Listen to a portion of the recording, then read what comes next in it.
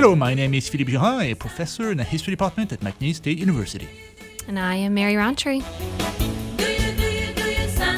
Welcome to Your Grandma Rocks, where we will explore the lives of famous women in history. Welcome and bienvenue à nos amis francophones. Vous écoutez la radio de l'Université McNeese. On the program today, music and history, as we retrace the life of a remarkable woman. She was an actress starring in more than 50 films, where she was best known for her work portraying damaged women. But it was hard to tell where the acting ended and her real life began, since she lived a pretty damaged life herself.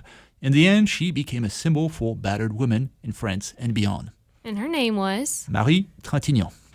As we explore Marie's life, we will also explore songs about damaged women and popular songs from important time periods in her life. We will start with a song by The Doors entitled Light My Fire, which, incidentally, was released the same year Marie appeared in her first film. You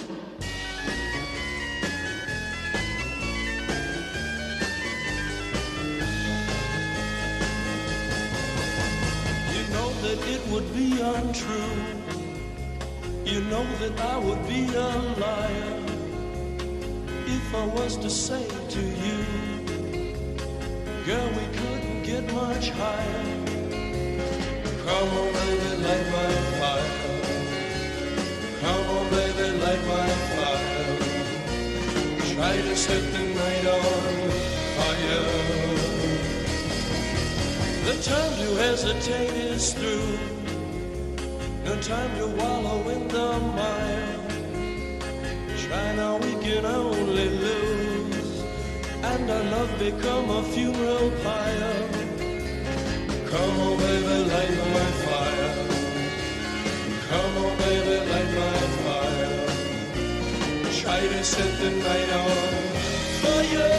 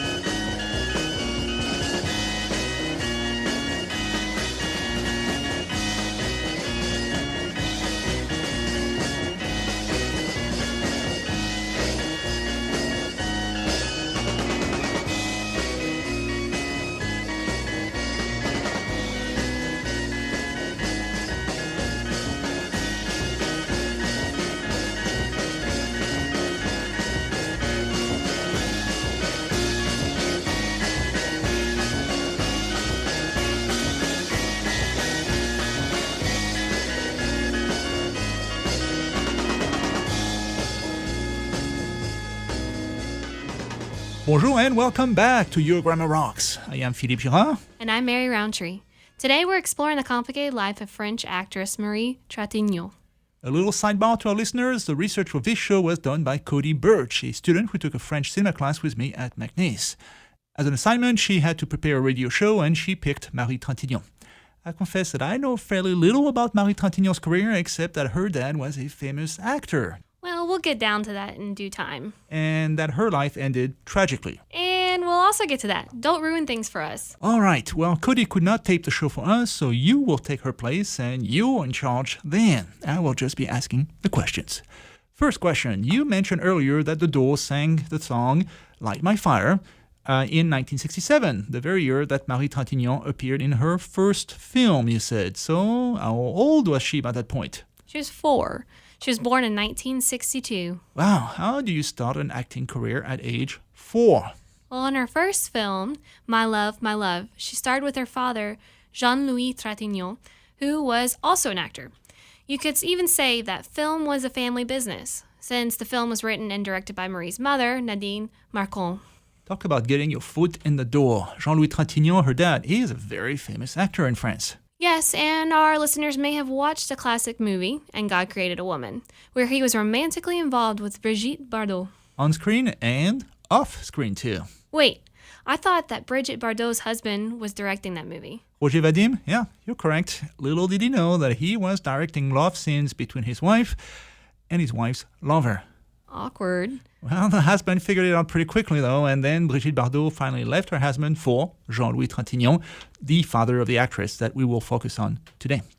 Jean-Louis Trintignant also starred in another French classic, A Man and a Woman. Though in that movie, he was paired up with Anouk Aimée, another famous French actress. French cinema is a small world, but back to Marie Trintignant.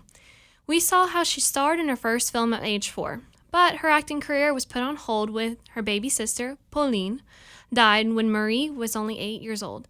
This caused the young Marie to become very depressed, and she became mute. So she did not speak at all?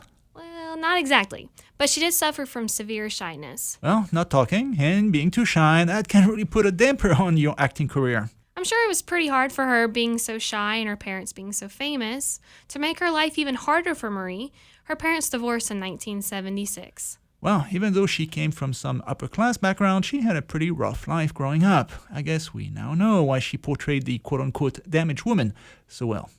Don't worry, she didn't stay out of retirement for long. In 1979, at age 16, she got back into acting and got her first leading role in the French film Série Noire. That film really made her acting career take off. Before we move on to that stage of her career, though, let's take a break while we'll listen to another tune. Great idea. Let's fast forward to a more modern song that describes what Marie must have felt like growing up. This song is called Broken by Seether.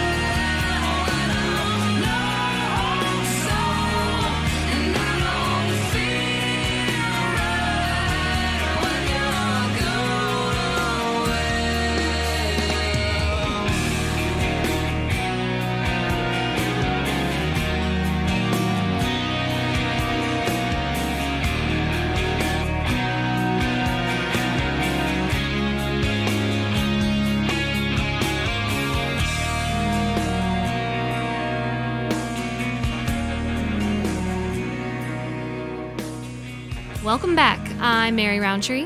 And I am Philippe Girard. And this is your Grandma Rocks. We just listened to Broken by Seether. If you're just now joining us, we left off talking about the life of French actress Marie Trintignant, the daughter of one of the legends of French cinema, Jean-Louis Trintignant. Back to her life. Seeing her parents divorce at a young age, did that hinder her love life as an adult?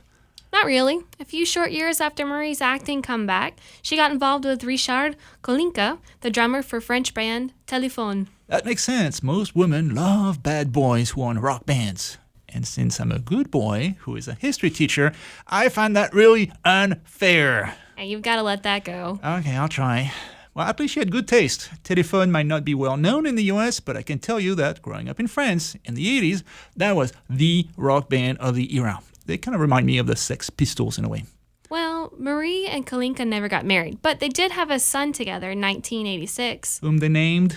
Richard Kolinka, just like the dad. How original. I mean, it was her first child. First as in she had more children with him later on? Well, Marie Trintignant wasn't exactly the settling down type. But we'll get back to that later. 2 years after the birth of her first son in 1988, Marie really broke in her role as the damaged woman when she starred as Lucy in the French film Une affaire de femme. That film was based on a true story about a woman named Marie Latour who secretly performed abortions in the 1940s because her husband Paul couldn't support the family. With the help of an acquaintance, Lucy, who is a prostitute, she also begins to rent out her room to hookers. So which role did Marie Trintignant play in that movie? Lucy the prostitute. This film really got Marie noticed, and she was awarded a Best Supporting Actress award in 1989. And by award, I guess you mean a César, right? That's the French version of the Oscars. Yes.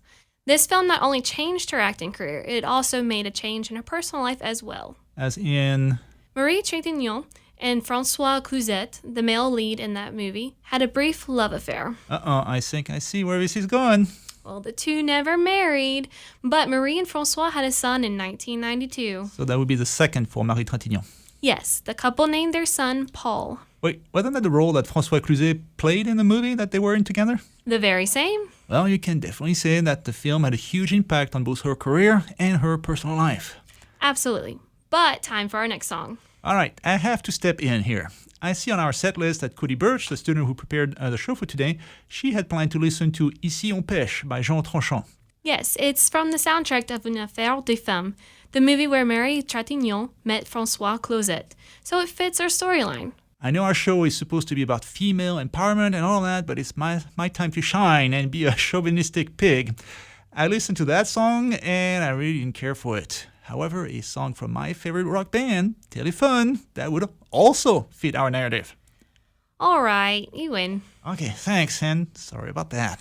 Our best fit would be Cendrillon by Téléphone, because that one is about a young woman who's heartbroken when she finds out what life is really like after settling down with the prince of her dreams. Just like Marie? Okay, I guess that'll work. Cendrillon, pour ses 20 ans, est la plus jolie des enfants. Son bel amant, le prince charmant, la prend sur son cheval blanc. Elle oublie le temps dans ce palais d'argent. Pour ne pas voir qu'un nouveau jour se lève, elle ferme les yeux et dans ses rêves, elle part. Jolie petite histoire.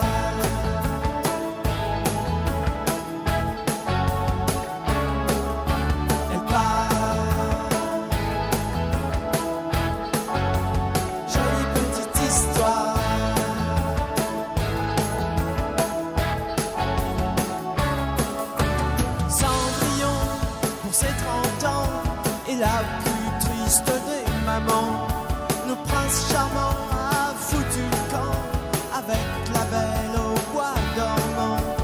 Elle a vu son cheveu blanc, loin d'elle emmener ses enfants.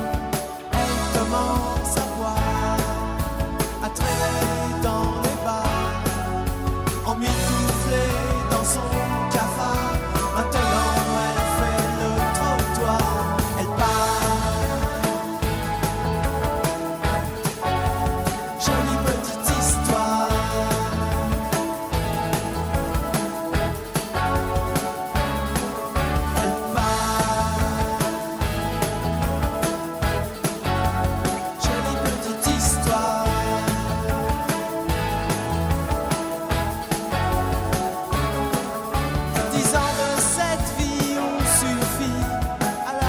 changé en junkie. Et dans un sommeil infini, sans lui on voit finir sa vie. Les lumières dansent dans l'ambulance, mais elle tue sa dernière chance. Tout ça n'a plus d'importance. Elle part. Fin de l'histoire.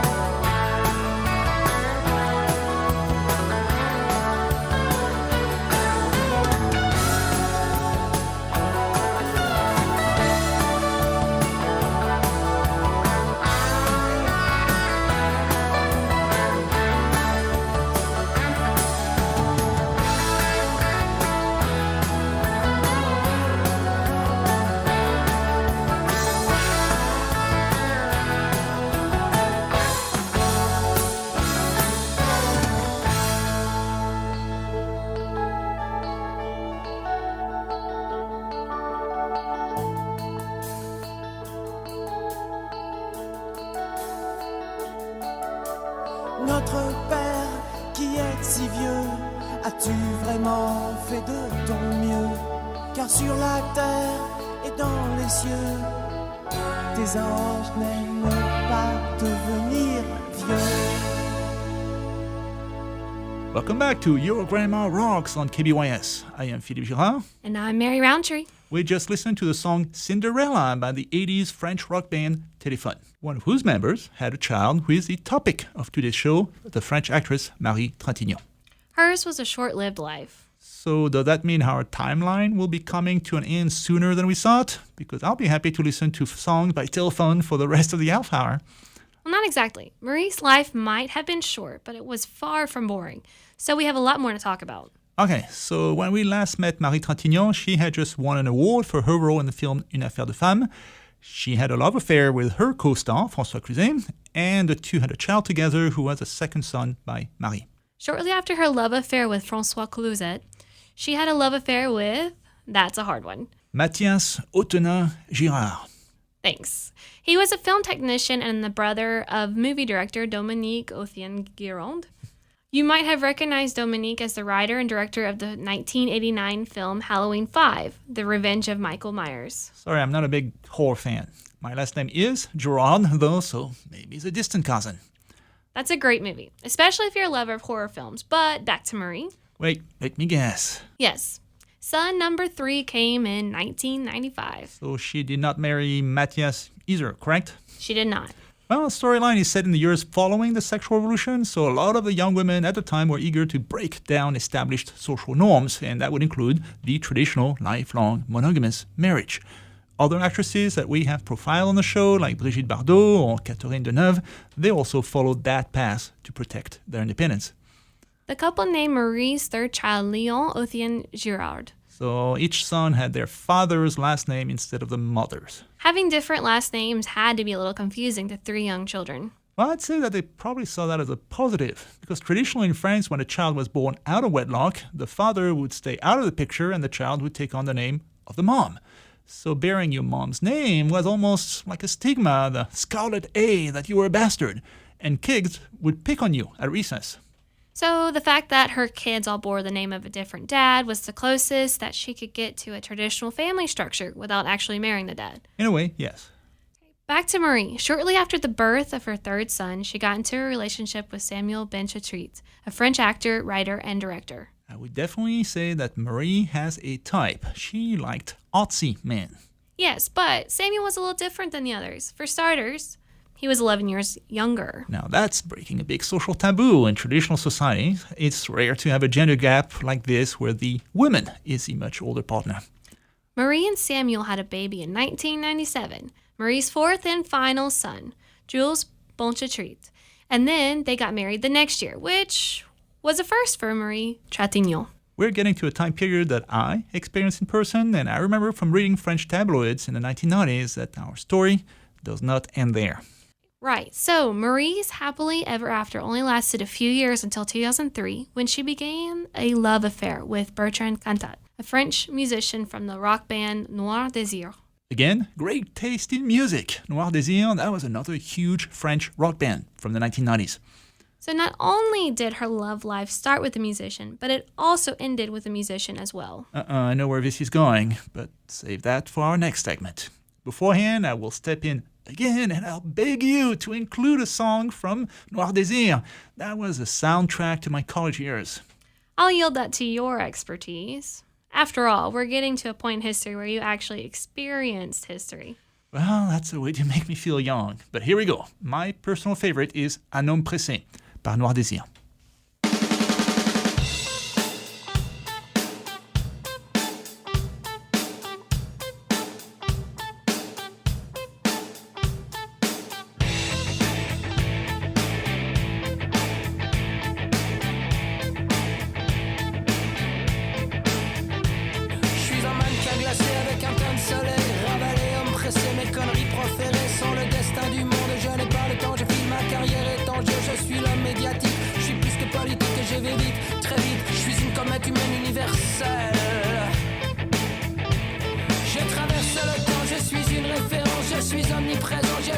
Omniscient, j'ai envahi le monde que je ne connais pas. Peu importe j'en parle, peu importe je sais. J'ai les hommes à mes pieds, 8 milliards potentiels de crétins asservis. À part certains de mes amis du même monde que moi.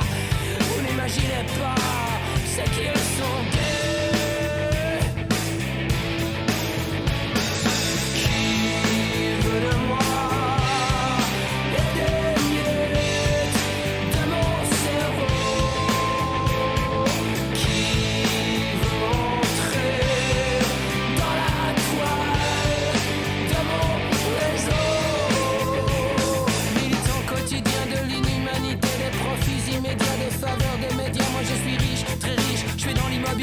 Je sais faire des affaires, y'en a qui peuvent payer. Je connais le tout Paris et puis le reste aussi. Mes connaissances uniques et leurs femmes que je fréquente évidemment.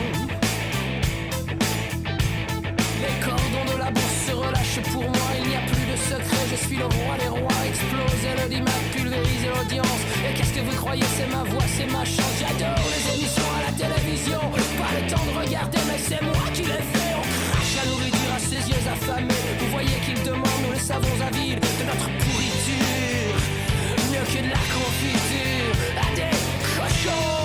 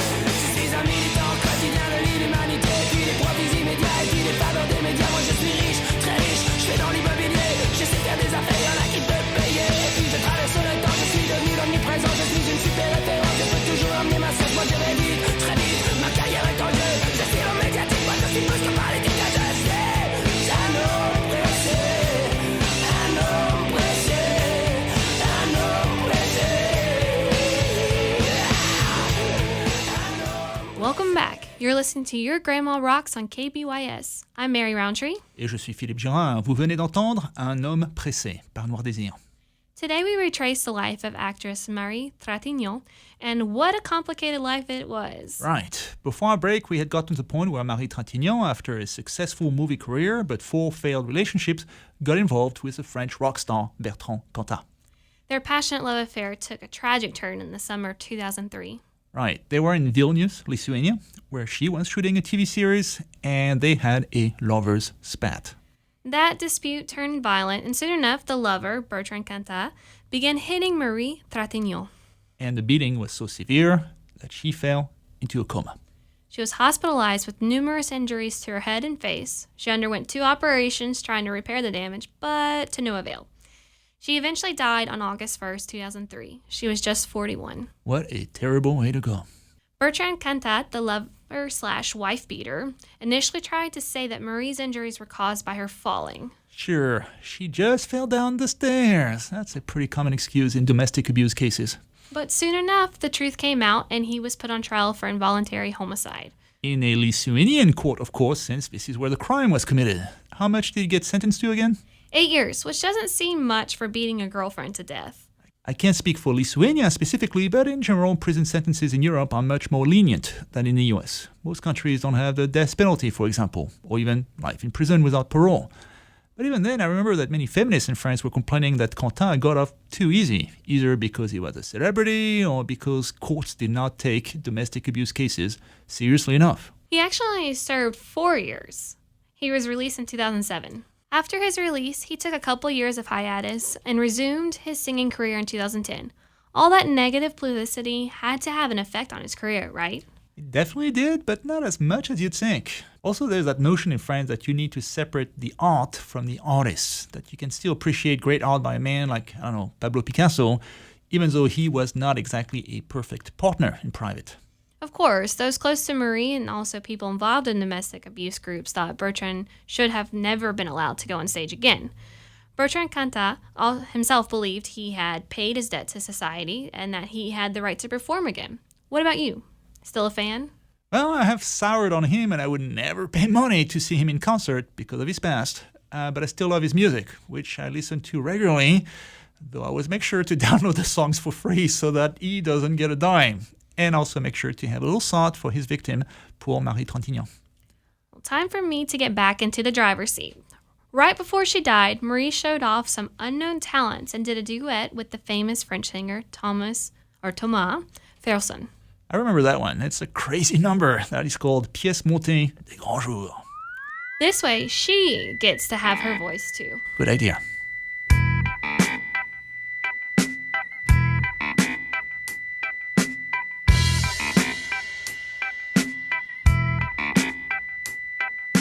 C'est une nuit conventionnelle. Un chien aboie, une chouette ulule.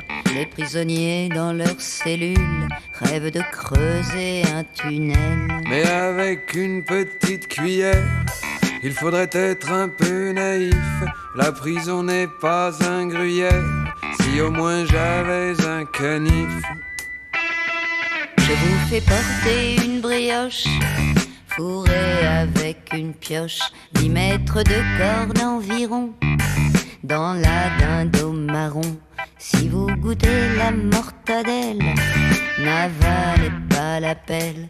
Ce n'est pas tout car j'ajoute une lime dans le pâté en croûte et dans le petit pot de beurre, une pince Monseigneur. Dans la purée pas de grumeaux, seulement le chalumeau.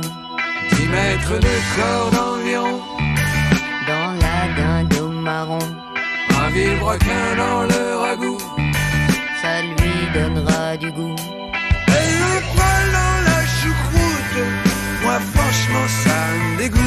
Il est avant que le jour se lève, si vous trouvez la fève.